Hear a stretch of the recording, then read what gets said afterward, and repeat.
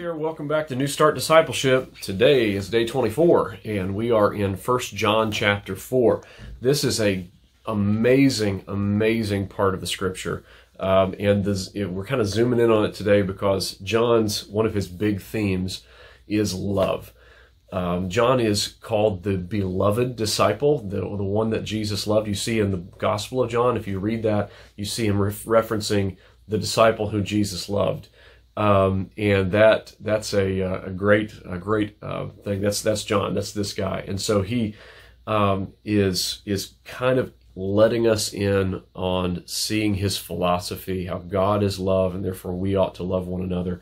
And so as part of the core nature of God, he introduces it to us. He says, "Dear friends, let us love one another, for love is from God.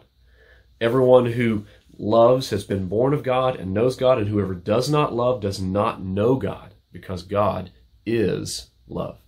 If you don't have love, you don't know God.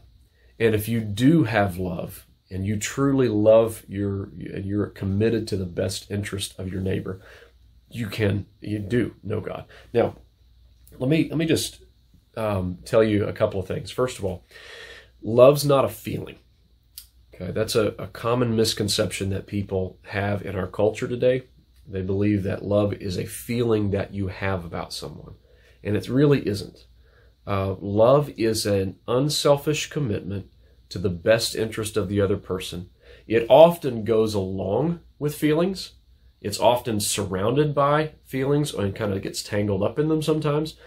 But at its core, it isn't a feeling. It's a commitment to the best interest of the other person. So loving somebody doesn't mean I feel happy about them or I feel like they complete me or whatever else. It means that I am committed to what is best for them no matter what. And that's a beautiful idea. So Jesus didn't have warm, fuzzy feelings about you while he was on the cross, but he loved you while he was on the cross. He was committed to your best interest, even when it hurt him at that time.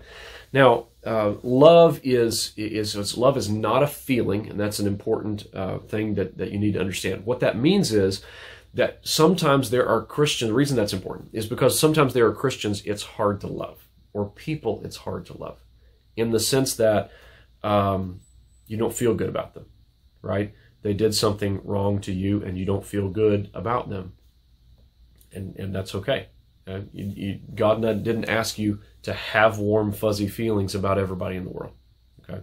Instead, he asked for you to be committed to their best interest.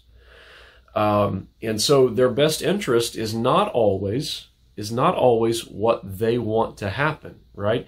It's not always in the best interest of that person for you to give them money and to give them all the, as much leash as they want. It's not always in their best interest. Sometimes the best thing that could happen to somebody is that they get saved and change their behavior, right?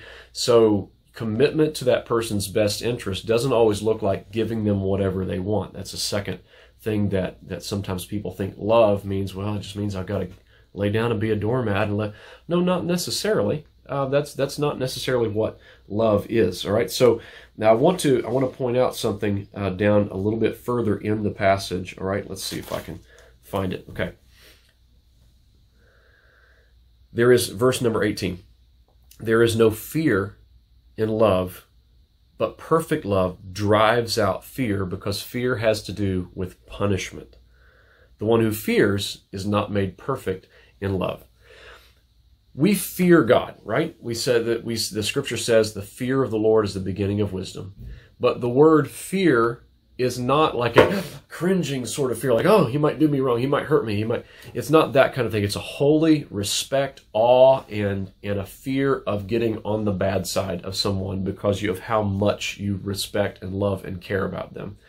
So the kind of cringing, I'm afraid of God sort of attitude that some Christians and sometimes some new Christians might have is not a healthy thing. And I want to tell you, if you love God with all of your heart and you understand how much he loves you, it drives out fear, and the perfection, the completing of the love of God in your heart So when it grows, when that love that God has begun in you grows to its completeness, it pushes out fear, and you love Him with a relaxed gladness in Him. All right? Now, there'll be more to be said about all that. God bless you. See you tomorrow.